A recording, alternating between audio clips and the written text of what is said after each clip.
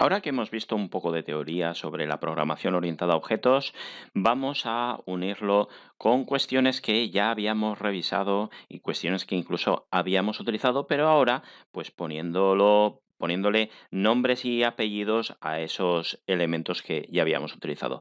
Como por ejemplo, aquí tengo una clase de una escena que se denomina game, un script que se denomina game. Como podéis observar, esta clase que se denomina game, pues viene nombrada tanto en la parte superior en la que hace referencia a public class, aquí lo tenemos game, como en la propia escena. Aquí tenemos también el mismo nombre y para que funcione correctamente deben de tener el mismo nombre.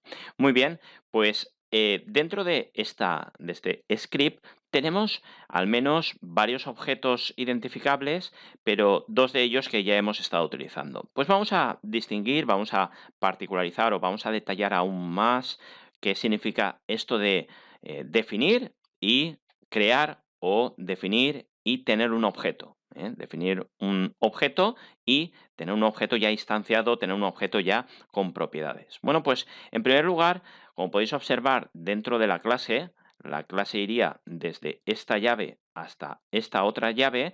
Tenemos en primer lugar pues lo que se denomina una definición de objetos y variables. Bueno, acabo de colocar un comentario que me va a permitir hacer mucho más legible mis scripts. ¿Y qué significa definición de objetos y variables? Pues simplemente voy a nombrar, voy a definir unos determinados elementos que en programación orientada a objetos se denominan objetos, que después voy a utilizar. En esta línea número 8 y en esta línea número 9 acabo de decir public para que sean visibles a lo largo de también mi interfaz. Fijaos que en mi main camera donde tengo yo este script incorporado, tengo obstáculo y personaje que se corresponden perfectamente con este script, puesto que este obstáculo y personaje son públicos y por lo tanto los voy a poder hacer visibles. ¿De qué tipo son? Aquí tenemos el tipo. Estamos diciendo que tendríamos en primer lugar la visibilidad, es decir, público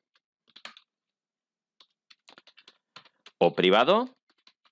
En principio, siempre estamos trabajando con variables, con objetos de tipo público, para que puedan ser incorporadas a ese script. Después tendríamos el tipo de objeto.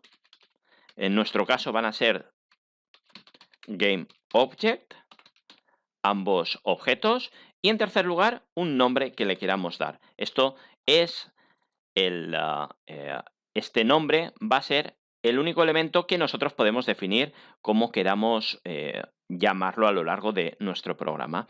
Pero en este punto, en la línea 9 y 10, no tenemos el objeto, simplemente le hemos dicho a nuestro script, a nuestro programa, que, pues bueno, vamos a utilizar en algún momento estos objetos. ¿Cuándo se generan estos objetos? ¿Cuándo realmente son físicamente objetos dentro de la escena? Aquí, en la línea 30 y en la línea 32.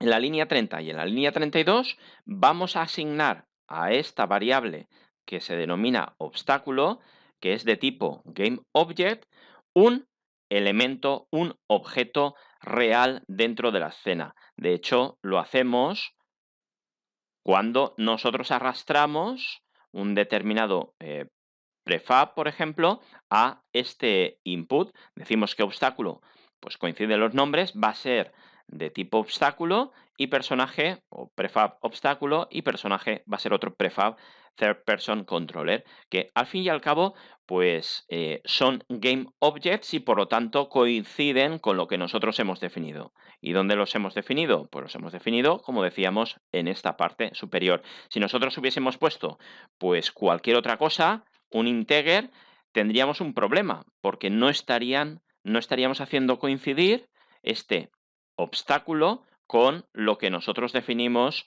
en nuestro input del script. Porque esto es un game object y esto de aquí es un integer. Tienen que ser exactamente lo mismo.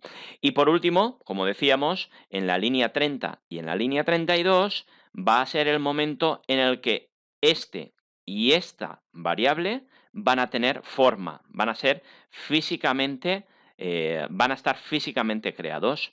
Después de que estén físicamente creados, ya les podemos aplicar determinadas acciones, como por ejemplo moverlos y transformarlos.